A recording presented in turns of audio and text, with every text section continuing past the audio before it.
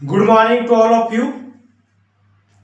तो हम force chapter पढ़ रहे थे और फोर्स में आज हमारा लास्ट लेक्चर होने वाला है और आज हम फोर्स चैप्टर को कंप्लीट कर देंगे और पूरी तरीके से समाप्त कर देंगे उसको।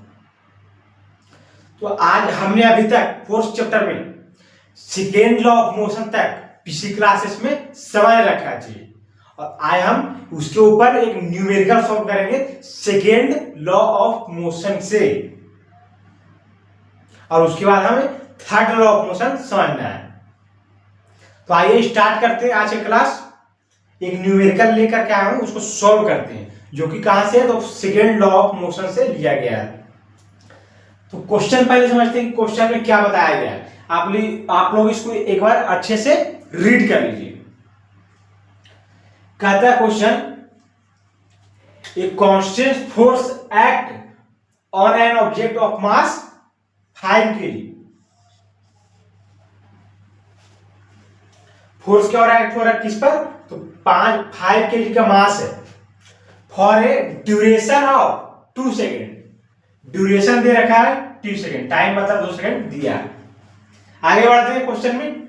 आगे है, it increase the objects velocity from 3 metre per second. ये क्या है, -1 है, इसका मतलब क्या है, 3 मीटर पर सेकेंड हो गया वो, 3 metre per second to 7 metre per second. यहां पर क्या होगा कि वेलोसिटी को 3 मीटर पर सेकेंड से कितना लेके गया, तो 7 मीटर पर सेकेंड पे लेके गया वेलोसिटी को। वेलोसिटी मतलब इनिशियल वेलोसिटी कितनी हुई, 3, और फाइनल वेलोसिटी जो हुई वो 7 हो गई। समझ पाए आप इतना। आगे बढ़ते हैं। आगे कहता है कि क्या हमें को निकालना है। आगे कहता है, find the magnitude of the applied force. हमें फोर्स का मैग्नीट्यूड निकालना है, मतलब कि हमको फोर्स निकालना है।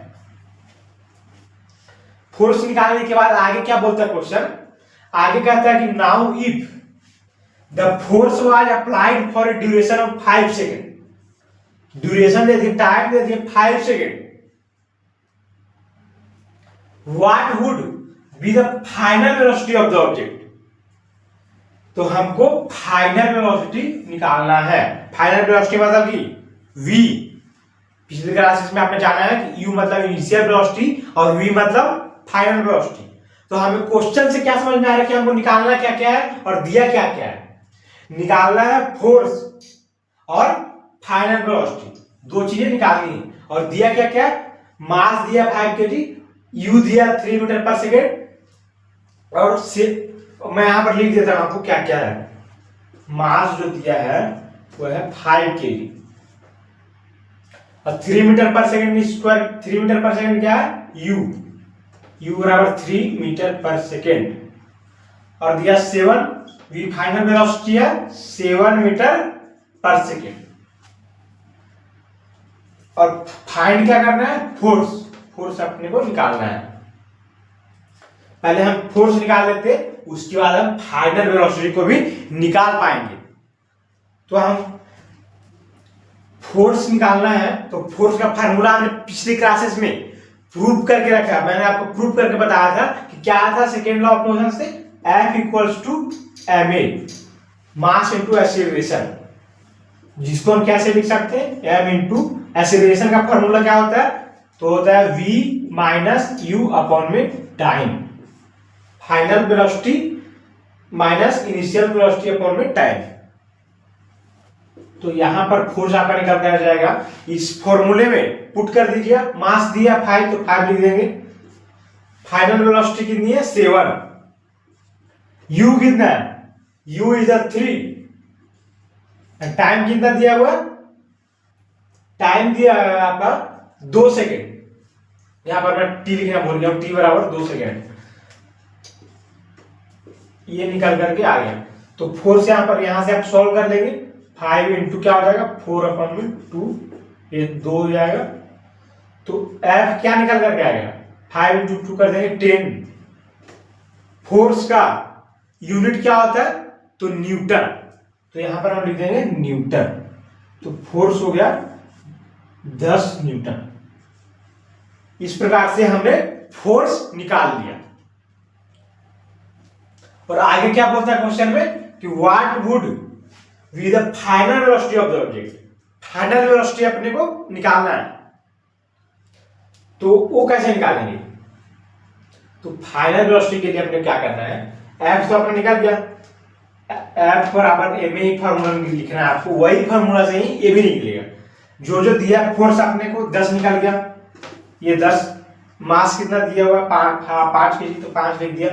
एक्सीलरेशन में क्या करेंगे, v कितना है, v अपने को निकालना है u, तो u है अपना 3 अपॉन में टाइम। तो टाइम यहां पर देखिए, पहले हमने टाइम 2 सेकंड रखा था, लेकिन इसमें जब फाइनल वेलोसिटी अपने को निकालना है तो इसमें अब टाइम को यहां पर क्या दिया हुआ है, 5 सेकंड दिया हुआ है, तो टाइम यहां पर हम लिख देंगे 5। अब सॉल्व कर लीजिए आप इसको, 5 से 5 कट गया, v -3, तो v इक्वल टू 13 निकल करके आ गया। ये हो गया अपना v फाइनल वेलोसिटी। तो हमने क्वेश्चन में क्या क्या निकालना था, फोर्स और फाइनल वेलोसिटी। तो फोर्स हमने निकाल दिया 10 न्यूटन और फाइनल वेलोसिटी v 13 न्यूटन हमने निकाल दिया।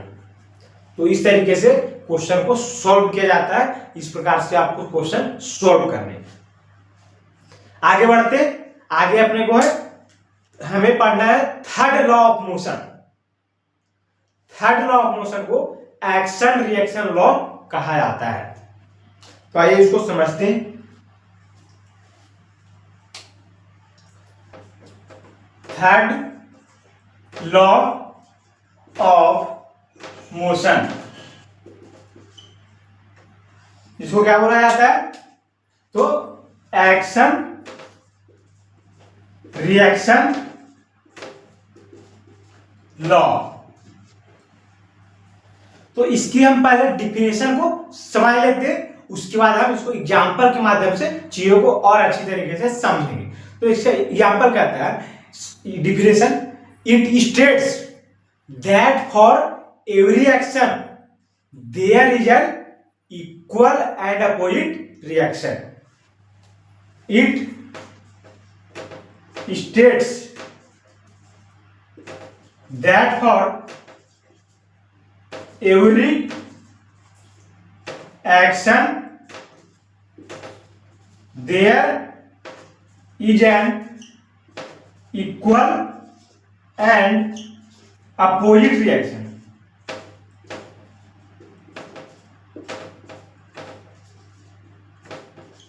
यह है definition of third law of motion.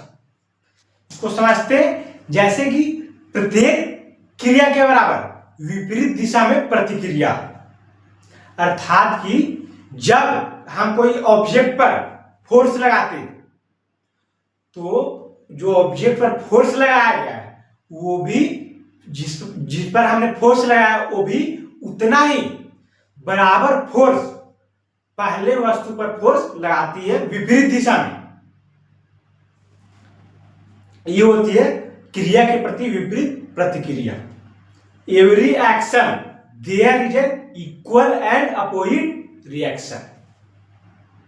इसका हम एग्जांपल के माध्यम से समझते, जैसे कि हमने कोई दीवार पे धक्का मारा, धक्का देते तो दीवार भी हमें उतना ही फोर्स विपरीत दिशा में लगाती है। विपरीत दिशा मतलब कि हमारे ऊपर, हमने दीवार को फोर्स लगाया, दीवार भी हम पर फोर्स लगाएगी।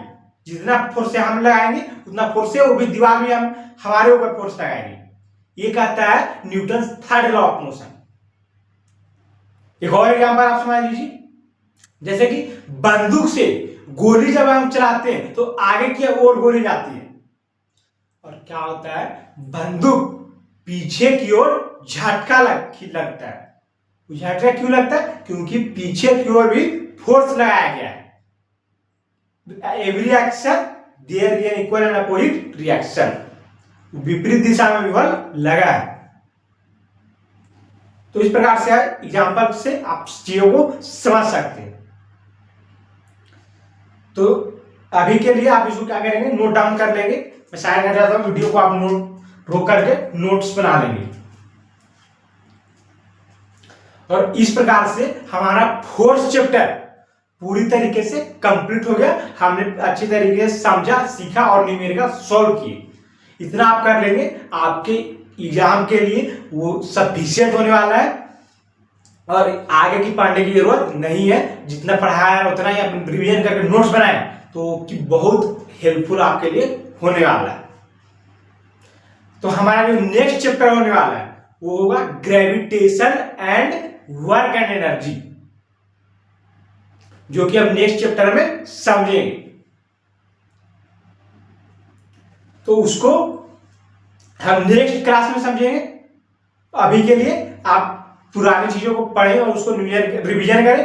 तब तक के लिए मिलते हैं नेक्स्ट क्लास में नए चैप्टर के साथ। तब तक के लिए धन्यवाद।